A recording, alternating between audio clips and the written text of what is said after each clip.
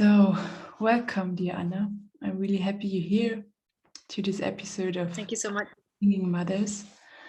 And yeah, I would like to talk with you about this precious topic of walking the path of the artist and walking the path of being a mother and how to find balance in that. Yeah. Yeah, subject. So, how old is your daughter? I don't know how old she is. My daughter is 3 months and 3 years and 4 months at this point. She was born 4th of November 2017. All right. Yeah. So, at which point of your life did you get pregnant? And yeah, was it a wish or did it just happen? How was that? Well, you can say I was in the prayer of becoming a mother for some time. I felt that the story started a couple of years ago. I mean, quite a few years before I actually got so far as to get pregnant. At one point I was living in Brazil, and I did some works with my teachers, wherein my the medicine, the yahe, at the point that I was studying with, told me that I was going to have a daughter. And she also showed me that I had some wounds on my mother line that I needed to heal. And she basically gave me the options. You can heal your mother womb, and then we can do that now, or you can, not heal your mother wound. You can do as you wish. However, if you do not heal them, they will be passed on to your daughter. And the reason she showed me this was because I was going to have a daughter in the coming time. So obviously I was very ready to heal the mother line and the wounds in the mother line. And that brought me on a very deep healing journey, which I'm not going to go too much into, but already then kind of resolving issues going way back, before my lifetime, and seeing how I was already destined to walk, step into that line and becoming a mother myself, and even having a daughter. And then at that point, I didn't have my partner. So obviously it kind of sharpened my prayer at that time. And it made me gave me the time to prepare my life in order to call in the partner, to call in the family.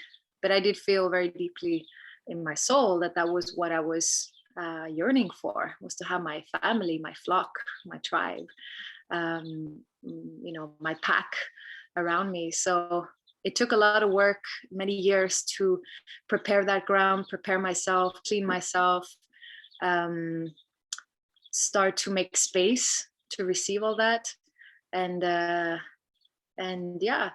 call it in, and then at the right time, when the time was mature, I suppose, I met my partner, Alberto, and we recognized each other pretty instantly. And from there on, it took only about 3 months, I think, before I got pregnant. It was, we realized already the first week that this is our purpose, or at least one of our purpose together is to elaborate on that union, and to let it grow and blossom. And so then I got pregnant in about 4 years ago in India. And it was very beautiful. We were traveling at the time in India, and at the moment it's kind of like I felt that a very magical spirit was upon us, kind of a sparkle, something magical was in the air. And we went to the river and we made a prayer with our tobacco pipes, and we really sat up all night and prayed to be a family, to be a sacred family. And then 9 months later came my daughter. So yeah, very beautiful. Very beautiful. Nice. So the process of your pregnancy was, I guess, beautiful, and it seems that there were not that many fears coming up, or how was that? I didn't have a lot of fears, to be honest. I felt really in tune because it was my prayer, and I felt that it was kind of, I was prepared for it. I had obviously some, you go through the process of thinking, what kind of world are we going to hand over to our children? And I think that's one of the biggest processes that was for me. Kind of, what is our legacy? But then also realizing, using that as a moment of inspiration and being inspired to work even harder to, create a better world for the coming generations and for my daughter and for everyone else's kids. And kind of utilizing that doubt or that fear and create something beautiful with it and give you even more force to manifest something good. So, I mean, as I came closer to the birth date and I got more and more heavily pregnant, I have to admit, there was a big process of me. I was not afraid of giving birth, but I was afraid of giving birth in a hospital. Yeah. And I had heard a lot about, I kind of had this idea that if my daughter was born in a hospital, then there would be this kind of very sterile and hostile kind of environment, and that it wouldn't be sacred. I had this idea that it wouldn't be sacred somehow. No, it's funny. And I planned the birth really well. We had a place next to the ocean with a beautiful spot rightly in front where I was going to give birth, and had like the pool and the midwife for the home birth, and in front of the fire and the altar, and really like all my things. And and at the end, my water broke on Dia de los Muertos, the 31st of October, which is in Mexican culture, Dia de los Muertos, the Day of the Dead. My partner is Mexican, so obviously that's something we celebrate in our family. And at midnight, broke my water. And then my contractions didn't come. So we spent some days basically trying to get contractions, and they didn't come. So at the end, I had to abolish my vision of being in my home and giving birth in my home, and we had to go to the hospital because of delays that after so many hours after the water breaks, you cannot longer be in your home. And that was a big, that was difficult for me, to having to go to the hospital. I was so resistant of that, and I felt it was going to be, something horrible happening. And it was a good lesson. It was a really, really good lesson, because of course the portal of creation opens anywhere where you are. It's went way beyond whether you give birth in a hospital or in your home, in your temple or in the gutter or in the hospital or in the prison. Women everywhere has given birth. Yeah. In so many different places and contexts and situations, and the sacred portal of life, of course, opens anywhere. It has nothing to do with, your body is the temple. Yeah. And it was a really good teaching. And even though perhaps next time I'd like to try to be at home again, it was still also nice to feel that, it doesn't really matter. And it was, I was, you're in such a state during that birth time that you're in, the sacredness of it is so overwhelming that whether you were there, here or there, is kind of, it's very, very, it doesn't make, play such a big role as I thought it would. Yeah, that's a beautiful teaching. Yeah. Yeah. And you already made music, of course, before you got pregnant. And how was that? Did you have any thoughts or fears or doubts about it, how to combine that, to have a family and to be a musician who travels around the world. And how was that for you, or how is that for you? Well, in the practical sense, like logically, I guess we just sort of thought this is something we're going to do. This is worth everything, and let's see what's possible. We just have to figure it out and learn by experience and try to go along with how it is. Luckily, my partner is also a musician that plays in the same band. He plays guitar in Curawaka, so obviously that gives us an advantage of because our work is together in the same office, so to say. So whenever we travel, she's always been with us. She's always there. She's never outside our reach. She's growing up, in a very, I think, a really beautiful way. There's a lot of music, a lot of dance, a lot of creative people, a lot of other kids, a lot of nature, a lot of ceremonies, a lot of, I think, nourishment for her spirit that is definitely a support and a resource to her life. And it's nice. We have the balance, though. We have our home in Norway as a base, and here we have more this kind of stable life. We have it's a really beautiful kind of farm kindergarten that she goes to.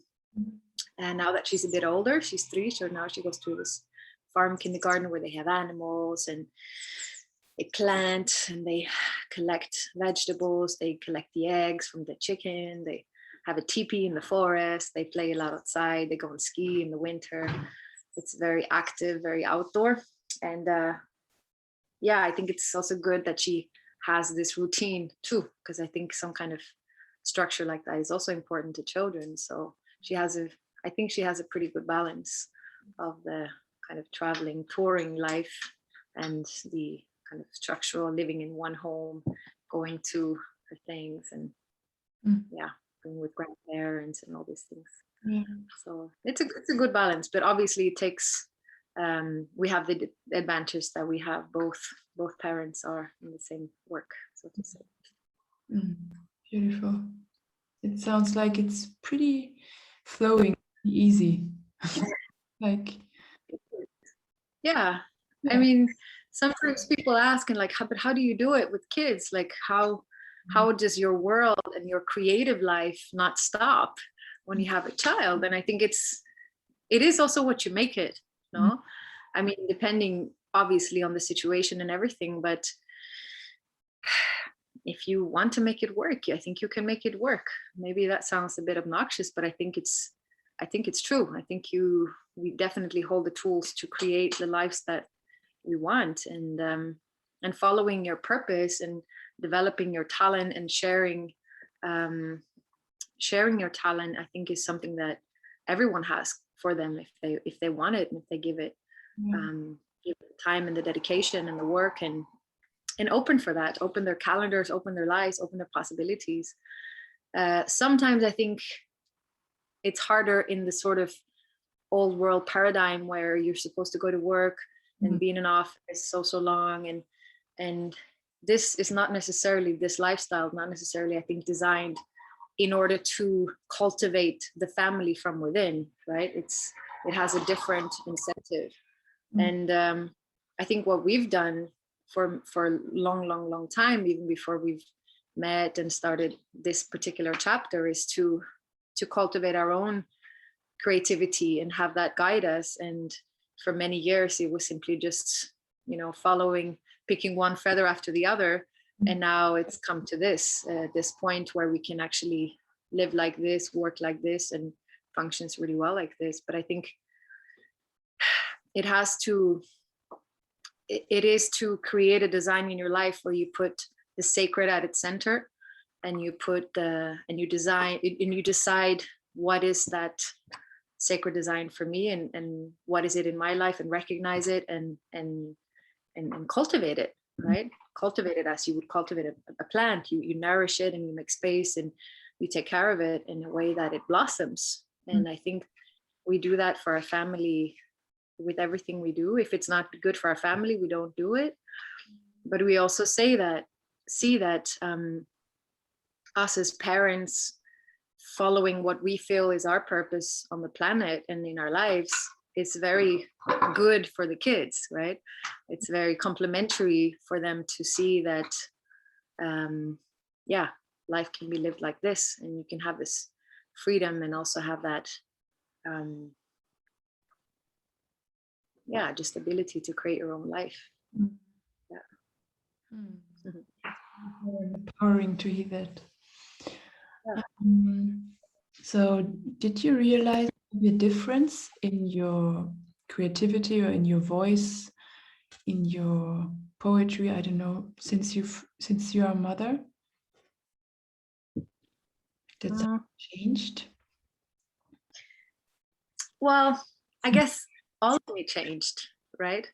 All of me changed. And of course, as a following consequence, also my expression and what you communicate, your art, your connection with life itself is kind of altered, because becoming a mother, I think, is a very, very big initiation. It's literally like, for me at least, it's like, your whole life is a very, very, how do you say, it's a big cliche, but it's also, because it's been repeated so many times because it's true, is that you have your whole life been in the center of your own universe. You're the sun of your own universe, right? Everything is about you. You sustain, yourself first, your own needs. Everything is just according to your own clock. And you always put yourself first in a way, right? I mean, even though you're, in service and everything, basically you always kind of have to take care of yourself first. And then comes this other life that then becomes the center of your universe. That baby is the son of your life and a son of your universe. And, you have to really put yourself aside. And it's such a shift in perspective in life. That is truly an ego death, because you really learn what it is to be in service from the inside out. And whether you want to get up at this hour, or if you're hungry and your baby's hungry, you always feed your baby first. You always take care of your baby first. And I think that's such a shift of, at least for me, was initiation of becoming a woman, becoming mature, becoming an adult, and also learning what it is to be a nourisher, to nurture, right? And what is that for my family? What does it mean to nourish not just the baby, but also then again learning much better how to take care of yourself? Because if you're going to be that source of nourishment in all ways for your child, then you have to make sure that your cup is full, so that you have enough to share. And then you need to make sure that there's enough for your partner, and then for the community and your other, your work in the world. And so you have to really learn to take care of yourself too, in a whole different way that is not just about, it doesn't feel self-indulgent. It feels like a necessity to make sure that you're really good, because then everyone else can flower around you too. So all these changes, I think, leading back to your question, it's such a shift in terms of where you're living out from. Your subjective pole shifts, and therefore everything shifts after too. And also the primal force that comes with motherhood, the pregnancy, the birth, the postpartum, and just living as a mother. I think you are lended a primal force, right? That is actually the force of creation that just powers through you and is extremely vitalizing and empowering. And I felt that flowing through everything I was doing creatively too at the time. When we did our first record, I was pregnant with my daughter. And I really felt that even though it was harder to sing because I had a big belly, and normally you would sing with your diaphragm, but it happened to be that the diaphragm was occupied by by somebody, and it wasn't accessible, you know, with all the oxygen coming from your belly. But at the same time, there was something, an other type of magic present in what we were creating, and it was really interesting to see, and yeah, very special. So it definitely changed. It gave a different dimension to everything I felt that I was doing. Not just in the music, but with everything, the way I prayed, the way I got up, the way I cleaned my kitchen, the way I relate to other sisters, the way I relate to my family, the way that I relate to myself. It changed everything. So definitely also my creative expression. Beautiful. So Curawaka was born when you got pregnant as well, right? Was it like the same time? No, Curawaka was born longer ago. Actually, as far back as in 2013, 2014, which was about the same time that I had that, conversation with Erde that told me, okay, the motherhood and everything is coming up.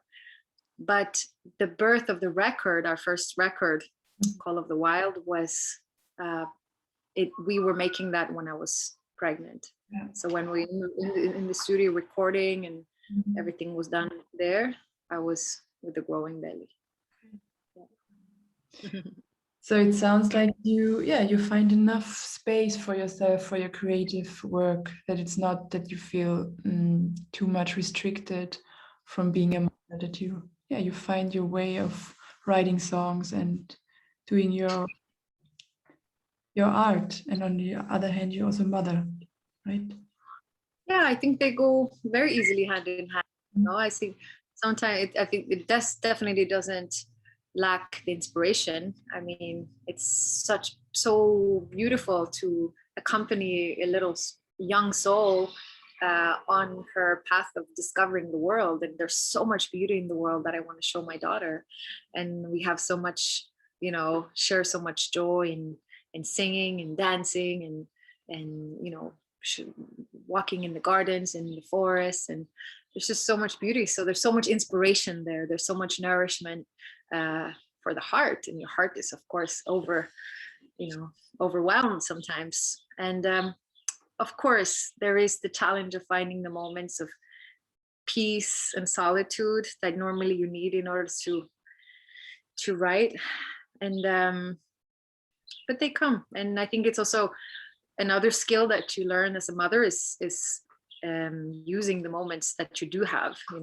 Okay, the baby's asleep, okay, now I can like shower and clean and cook and do all the things, and you learn that those moments are so valuable, and you learn to utilize them in a way that I never was able to do when I was single and not a mother.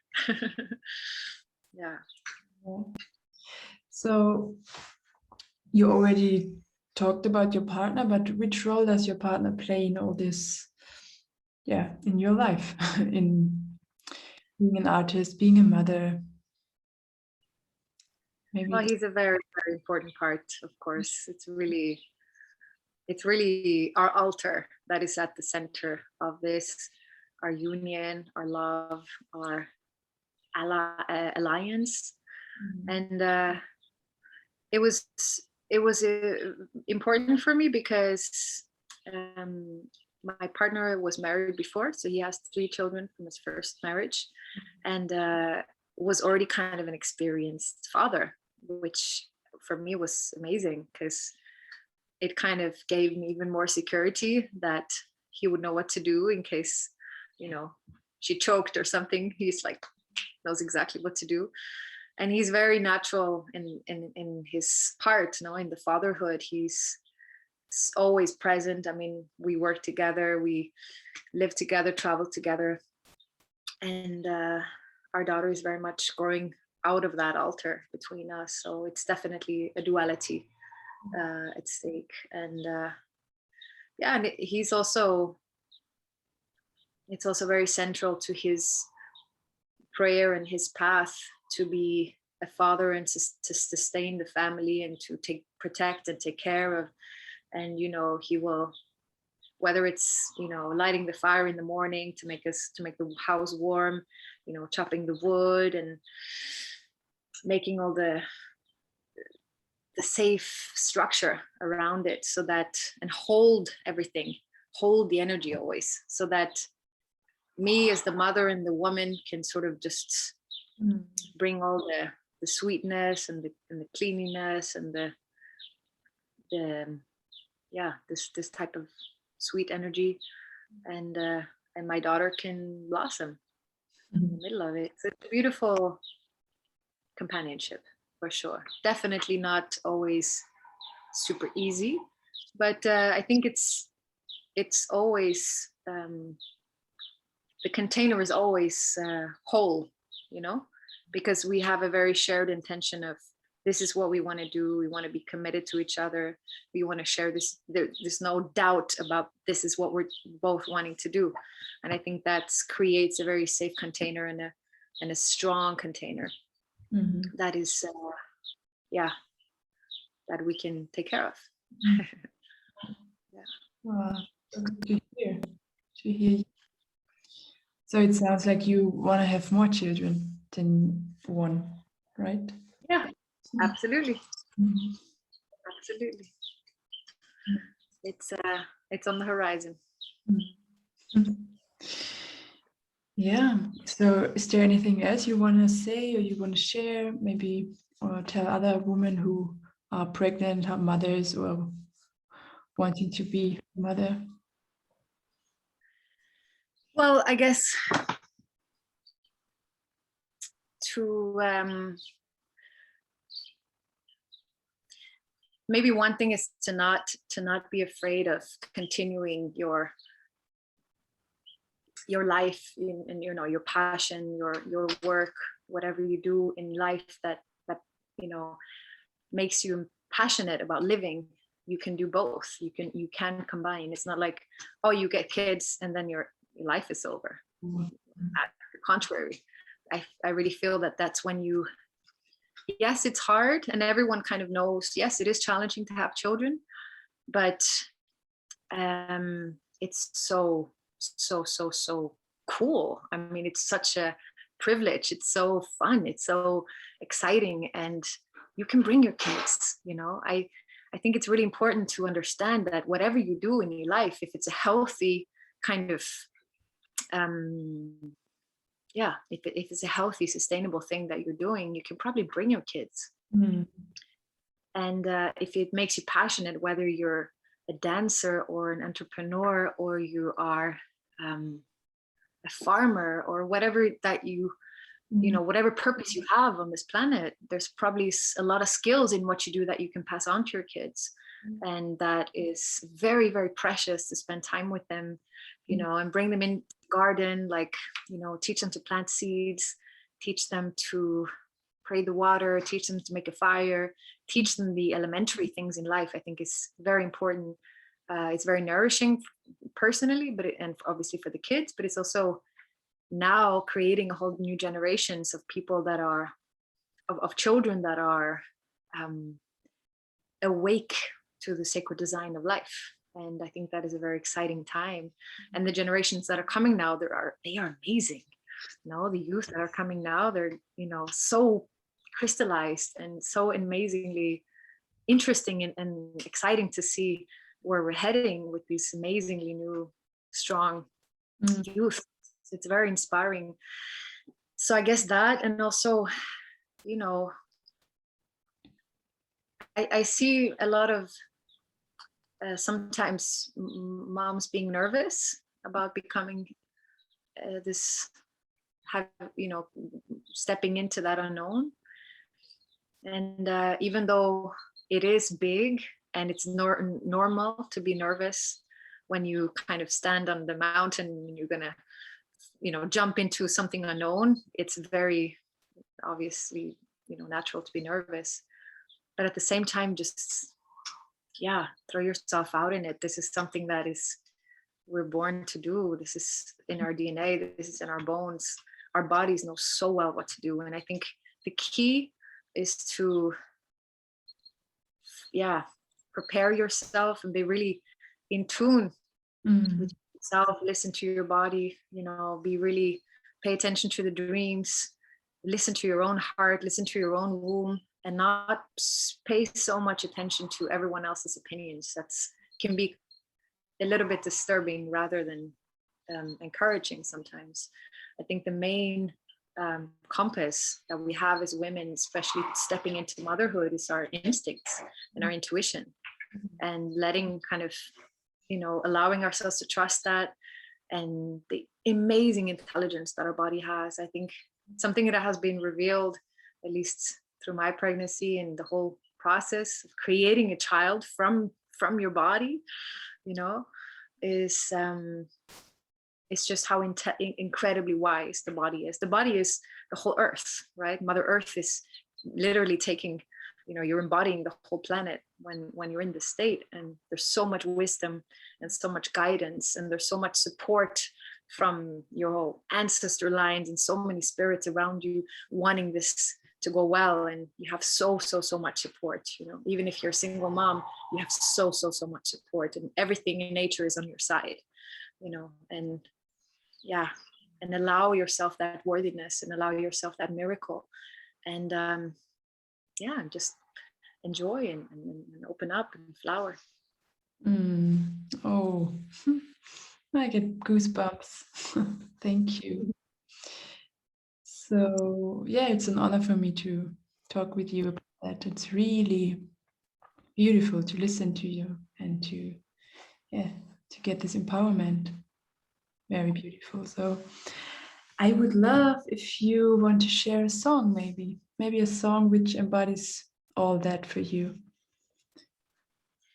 Well, I thought what I could share was just a little improvisation on my drum.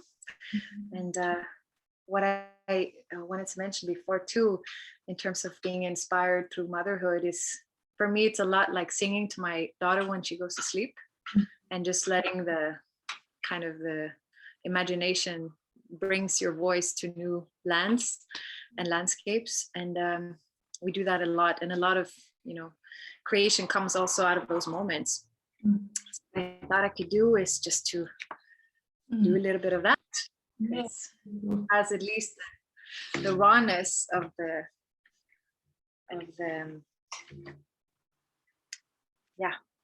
instant, immediate creation.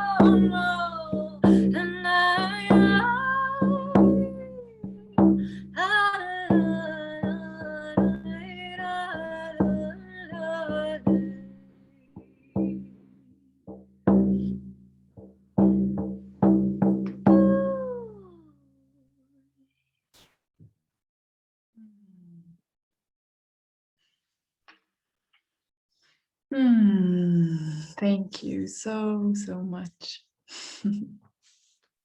I really love the improvisation with the voice. Thank you. Thank you so much.